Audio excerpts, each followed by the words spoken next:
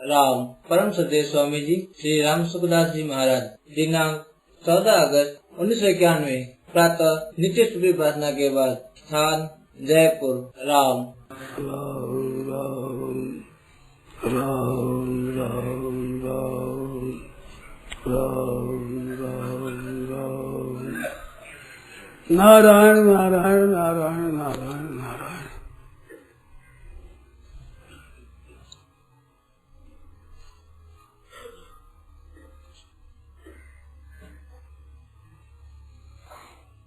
हाँ, कोई बात हो तो बोलो भाई।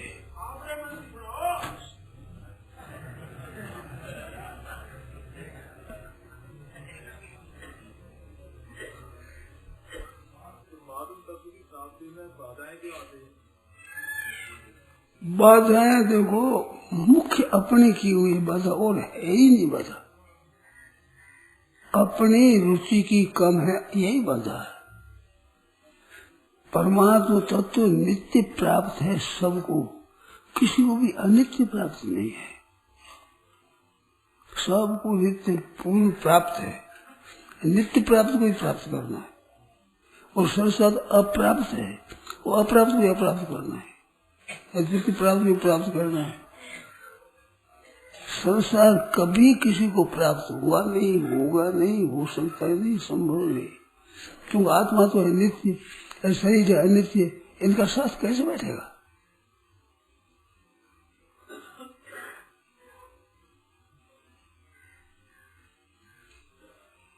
उस बात से परमात्मा तत्व प्राप्त सबको प्राप्त है, अनुभव नहीं हो रहा। प्राप्त होने पर भी उसका अनुभव नहीं हो रहा।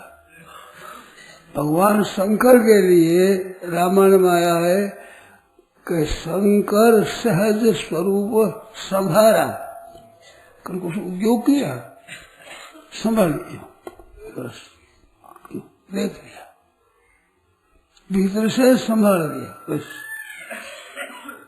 गा की समाधि अखंड पारो शिक्षा नहीं। वो संभालने में सन्मुख होता है। सन्मुख होने में अंतःकरण की शुद्धि की आवश्यकता है, तत्व की प्राप्ति में नहीं है। तत्व की प्राप्ति में कोई कर्तृत्व ही नहीं है तो कर्ण कैसे आएगा? व्याकरण पढ़े आप, इतने सज्जन है, उसमें व्याकरण पढ़े हुए सज्जन हो आप, बताओ कारकों में कर्ता स्वतंत्र होता है ना? स्वतंत्र कर्ता, क्रियायाम स्वातंत्र विविक्षित कर्ता, सब कारक जितने हैं, कर्ता है, कर्म है, कर्ण है, संप्रदान, अपादान, अधिकरण, 6 कारक है। 6 कारकों में कर्ता सबसे प्रधान है। वो अकर्ता प्रकृति से क्रियमाणानि गुणे कर्माणि से क्रियमाणानि सर्वश प्रकृति से कर्म। 29वां श्लोक वो तो उसका है 28वां 3रे अध्याय का। प्रकृत्यैव कर्माणि क्रियमाणानि सर्वशः यह पश्यति आत्मानम् अकर्तारं स पश्यति। आप अकर्ता है, कर्म कर्ता स्वयं आत्मा अकर्तारं स पश्यति, अकर्ता है तो करता ही नहीं तो कर्म कैसे होगा? कारक 6 उनमें सब में कर्ता प्रधान है। साफ है स्मृति, पाणिनि स्मृति, पाणिनि महाराज का सूत्र है, स्वतंत्र कर्ता। कर्ता स्वतंत्र है, कर्म स्वतंत्र नहीं, कर्म स्वतंत्र नहीं है, कोई कारक स्वतंत्र नहीं है, कर्ता के अधीन है। तो आत्मा में कर्तृत्व नहीं है तो कर्ण कैसे होगा? कर्ण आपके पहले जरूर थे। जैसे संसार में फंसे हैं तो संसार से ऊंचा उठने के लिए कर्ण की जरूरत है, क्योंकि संसार में है, कारकों में है, क्रियाओं में है, आत्मा है क्रिया और पदार्थ से रहित। अब क्रिया से रहित में कर्ण कैसे काम करेगा? जहाँ काम करता है वहाँ बड़ी आवश्यकता है, कर्ता की, कर्म की, कर्ण की, सबकी आवश्यकता है। अंतःकरण शुद्धि की आवश्यकता है बड़ी भारी। पर तत्व ज्ञान जहाँ होता है वह कर्ण है, वो ज्ञान करेगा, ये बात नहीं है। साधक तमम कर्णम, कर्ण का अर्थ किया है अत्यंत सिद्धि करने के लिए कार्य से परिनिष्पत्ति यद व्यापाराद अनंतरम कर्णत्वम भवेत् तेन। कर्ण किसका नाम होगा कि जिस व्यापार के बाद में क्रिया की सिद्धि हो जाए, तो क्रिया की सिद्धि हो जाए, क्रिया वह लेस मात्र नहीं है, अरे क्रिया की सिद्धि में कर्ण कारण पड़ता है। क्रिया की सिद्धि से होती है कि आत्मा की प्राप्ति। पढ़े लिखे आप बैठो, मेरी बातों काटो शास्त्र से, क्या भाई तुम्हारा कहना अनुचित है, मैं जिद नहीं करता हूँ। कर्तृत्व तो नहीं है उसमें, कर्ण तो कैसे बैठेगा।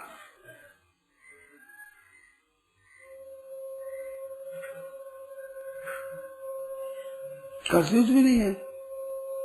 क्रिया की सिद्धि के लिए कारक है। कारक किसका नाम है? क्रिया जनकत्वम कारकत्वम, ये लक्षण है। पहला लक्षण किया है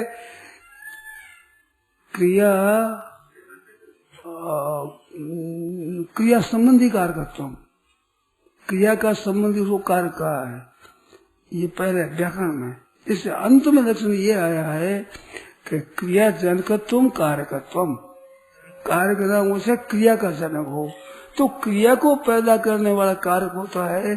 परमात्मा तो पैदा में कारक होता है, स्वतः सिद्ध जो प्राप्ति है। क्रिया की सिद्धि बिना कारक नहीं होगी। अरे कर्ण नाम उसी का होगा तो साधक तमम कर्णम, क्रिया सिद्धि के लिए अत्यंत उपकार का नाम कर्ण होगा, तो क्रिया की सिद्धि के लिए अत्यंत उपकार का नाम कर्ण होगा। परमात्मा तत्व की सिद्धि के लिए परमात्मा सिद्धि करनी पड़ेगी क्रिया की तरह।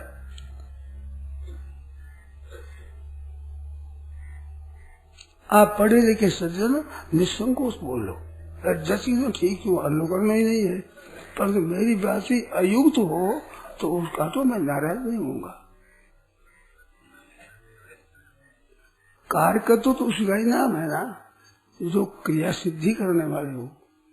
ये सब क्रिया सिद्धि, क्रिया और पदार्थ प्रकृति का कार्य है।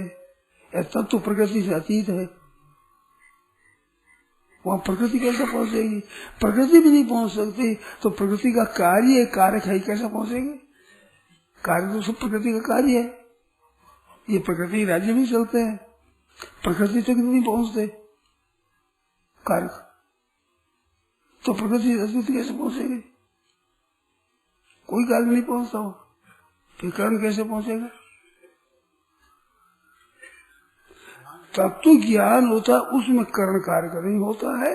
तत्व ज्ञान की जिज्ञासा पैदा होती है, इसके लिए कारक सब कारण है, सब कर्ता भी, कर्ण भी, कर्म भी, संप्रदान अपादान सब कारण है, सब हेतु है। अंतःकरण शुद्धि होनी चाहिए।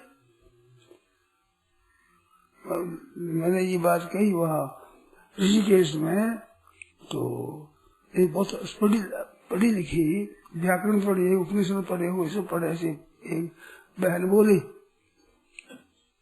कि अंतःकरण शुद्धि की आवश्यकता है।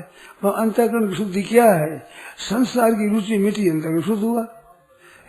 संसार की रुचि है, ये अंतःकरण अशुद्धि है। सब बोली इतनी सी बात है। मल है, विक्षेप है, आवरण है, हवा है, ढक है, चंचलता है, क्यों फड़ा है? संसार की रुचि है, ये अशुद्धि है। जड़ पदार्थों की रुचि है, जड़ पदार्थ को महत्व दिया, ये अशुद्धि है अंतःकरण की। ये रुचि हटा तो अंतःकरण शुद्ध हो जाएगा। अशुद्धि है, ये तेज है, कोई लंबी चौड़ी कुछ नहीं। उत्पत्ति विनाशशील पदार्थों का जो महत्व अंतःकरण में अंकित है, रुपया बहुत बड़ा है, भोग बड़े बड़ा है, मान बड़ा है, आदर बड़ा, सत्कार बड़ा है, वैभव बड़ा है, ये जो महत्व विषम है, यही अंतःकरण की शुद्धि है। तो अंतःकरण शुद्धि क्या? किनका महत्व न हो वह शुद्ध हो गया, फिर ठीक है। ये महत्व नहीं होगा तो परमात्मा का महत्व होगा, तो परमात्मा की रुचि हो जाएगी। तो रुचि जिसकी होगी ठीक तरह से, उत्तम अधिकारी है, तो वो तो वाक्य का संबंध कान के साथ होते ही बोध हो जाएगा। कान क्या करेगा उसमें? अधिकारी माना है, इस वास्ते अंतःकरण की शुद्धि की बड़ी भारी आवश्यकता है, परंतु तो आवश्यकता अंतःकरण शुद्ध करने के लिए है, तत्व के लिए नहीं है। तत्व की कोई पुष्टि होती हो कर्ण से भी बात नहीं है। वहाँ कर्तव्य तो नहीं है, कर्ण नहीं है, कर्म नहीं है, संप्रदान नहीं है, कोई कारक नहीं है वहाँ। कार्य स्वरूप माया का जन्म है। एक क्रिया की सिद्धि में हेतु होता है, क्रिया जनकत्व कारकत्व होता है। ठीक से आप विचार करो, गहरा विचार करो।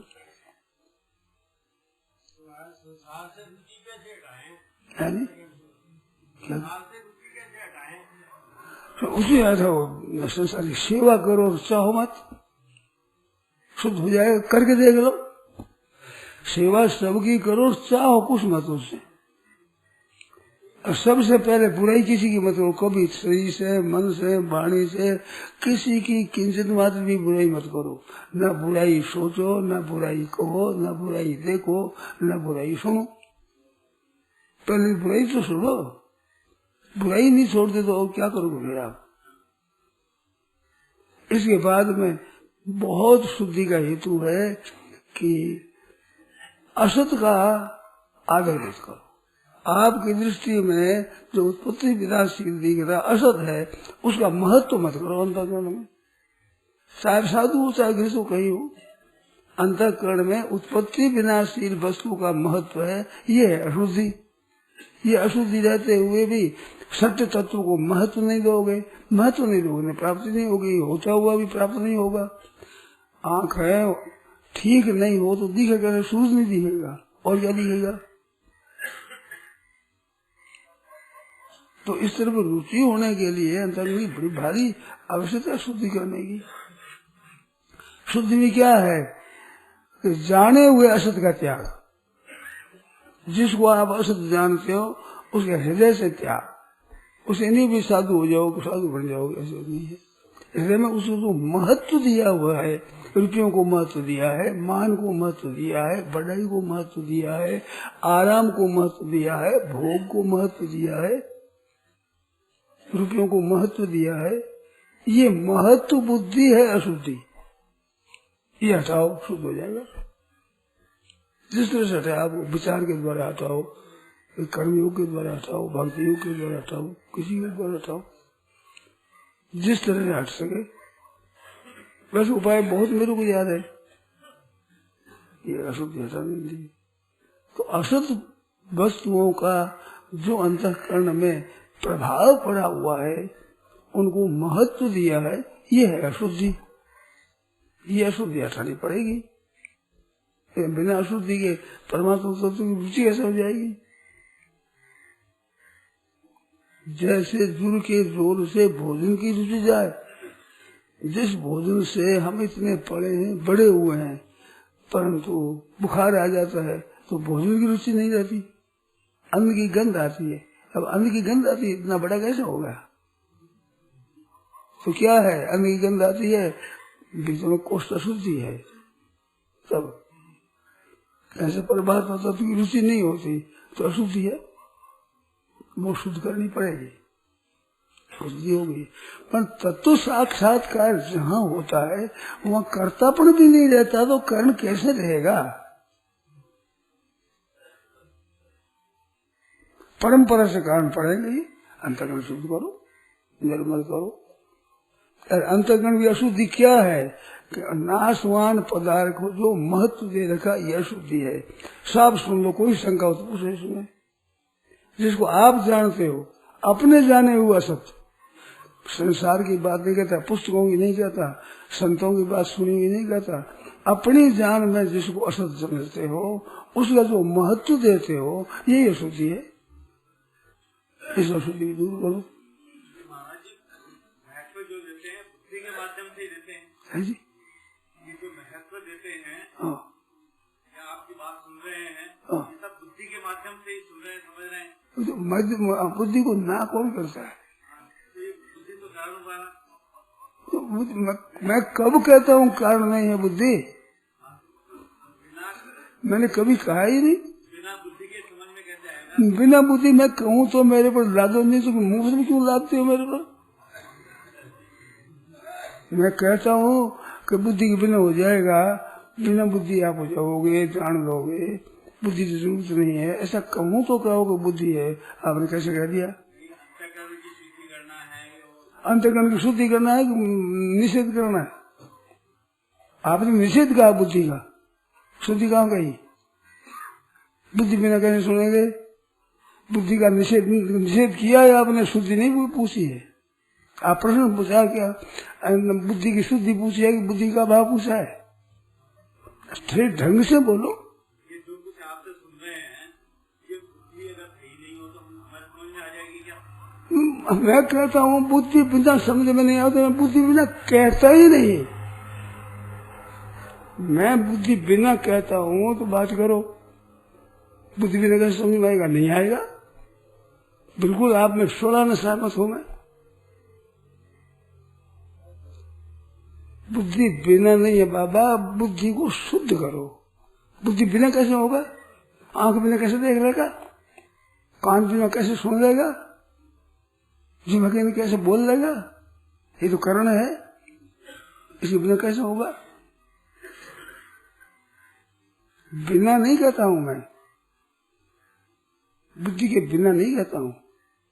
कभी नहीं कहा मैंने कि बुद्धि बिना सुन लेगा कोई, समझ लेगा। कैसे कह दूंगा? मैं आप कह रहा हूं वो बुद्धि पूर्व तो कह रहा हूं, बुद्धि को छोड़कर थोड़ी कह रहा हूं। तो बुद्धि के बिना नहीं कहता हूं, और ना बुद्धि का निषेध करता हूं तो बुद्धि शुद्ध हो। शुद्ध होगी तब। शुद्धि क्या है तो अशुद्धि क्या है पहले ये समझो। अशुद्धि ये है कि बुद्धि में जो नाशवान पदार्थों का महत्व बैठा है, ये बुद्धि की अशुद्धि है। जिसको आप नाशवान मानते हो, रुपया आने जाने वाला मानते हो, मनुष्यों को जन्मने मरने वाला मानते हो, नहीं मानते हो क्या आप? बताओ। तो मानते हो दोनों, रुपयों को महत्व देते हो, ये महत्व बुद्धि में दिया हुआ है, ये आपके बाधक है। वो तो महत्व देगा ही नहीं। असत को महत्व दे दिया, सत्य को महत्व कैसे देगा वो? और उसको महत्व दिए मैंने कैसे सुनेगा, कैसे समझाएगा, कैसे प्राप्त करेगा?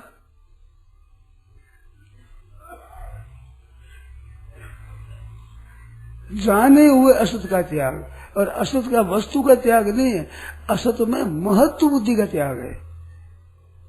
असत का त्याग नहीं कहता कि घर छोड़ दो, आप साधु बाबा पड़ जाओ, जंगल में चले जाओ, घर मत रहो, ये नहीं कहता हूँ। महत्व बाधक घर नहीं है, विद्या नहीं है, उनमें जो महत्व बुद्धि है, कीमती बुद्धि है, वो है।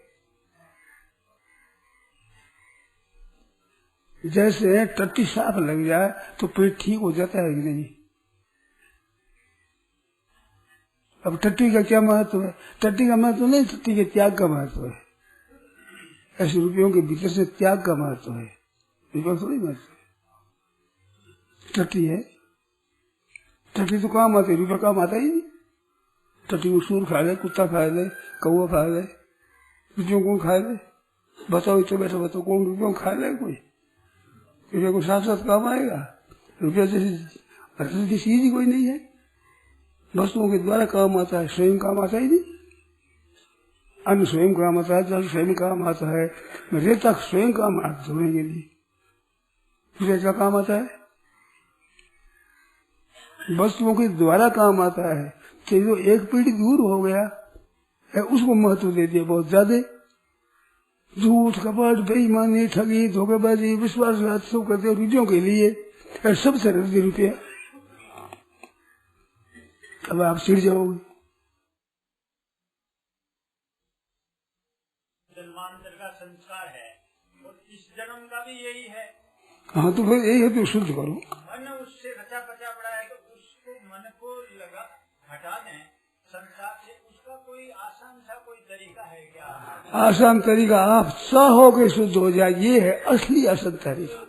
सबसे बढ़िया तरीका ये है कि मेरे अंतःकरण की अशुद्धि मिट जाए, बिना मिटे चैन न पड़े। मिट जाएगी, बहुत सुकून है। इतनी मात्र हो, सोचना नहीं, मैं कहता हूँ व्याकुलता हो जाए, रोने लग जाओ, ना भूख लगे, ना प्यास लगे, ना नींद आवे, ना बात सुहावे। अंतःकरण शुद्ध है, कैसे सुहा मेरी बात, सुनूं कैसे, जीऊं कैसे मैं, बहुत दिन अच्छा कैसे लगे जो अंतःकरण शुद्ध है। आपने जो अंतःकरण शुद्धि के लिए बुराई को ना देखो, ना बुराई करो। हाँ हाँ, सामने बुराई हो लग रही है, साधु की बुराई हो रही है, मैं हो रही नहीं, करो मत, कहूँ हो रही नहीं, क्या साधु महात्मा को पीट रहे हो, हाँ बुराई है ना, हाँ, तो देख लेगा। वो देखो मत देखो तो वो तो बाद में होगा। आप बुराई मत समझो कि ये भूल कर रहा है, तो हाथ जोड़ो, नमस्कार करो कि भाई ऐसा मत करो। फिर भी ना माने तो अब नहीं माने तो आप क्या कर लोगे साहब, नहीं माने क्या करोगे आप बताओ, आप क्या कर लोगे बताओ, क्या करोगे बताओ, नहीं क्या करोगे बताओ, हाँ? मैं तो कह दिया प्रार्थना करो, हाथ जोड़ो कि भाई ऐसा मत करो, ये करना ठीक नहीं है। हमारे को दुख होता है, हमारे दुख होता है, हमारे को दया करो, ऐसा मत करो। इसके लिए तो मैं क्रूर समझ बता दूंगा, राज को कहो, सिपाहियों को बुलाओ, राज में अर्जी करो, पकड़ा दो, उसको कैद करा दो, ये सब हमें स्वीकार है, परंतु बुरा समझो ये स्वीकार नहीं है हमारे को। बुराई आगंतुक दोष है, वो खुद बुरा नहीं है। बुखार आ जाए, प्लेग हो जाए तो बुरा हो गया, वो उसका संग बुरा है, क्योंकि हमारे प्लेग नहीं हो जाए, इसलिए से दोष आए है, आगंतुक दोष है, बीमारी है, ये बड़ी बीमारी है। हरेक की दूर हो, आपकी दूर हो, हमारी दूर हो, दूर हो जाए, ये थोड़ी बीमारी होगी जो मार दो। अब भाई हमारा है, वो भाई है, प्लेग हो जाए तो भाई नहीं हुआ क्या, उसका रोग दूर कैसे हो, इसका स्वभाव में तो ये दोष आया है, ये दूर कैसे हो। व्याकुल हो जाओ आप, प्रार्थना करो तो ठीक हो जाएगा। भगवान की अपार शक्ति है, अनंत शक्ति है, जिसके मन में दूसरों का हित है। पर हित बस जिनके मन माही, तिनका जग दुर्लभ कसु नाही। पर हित शरीर से धर्म नहीं भाई, धर्म से शुद्धि होती है।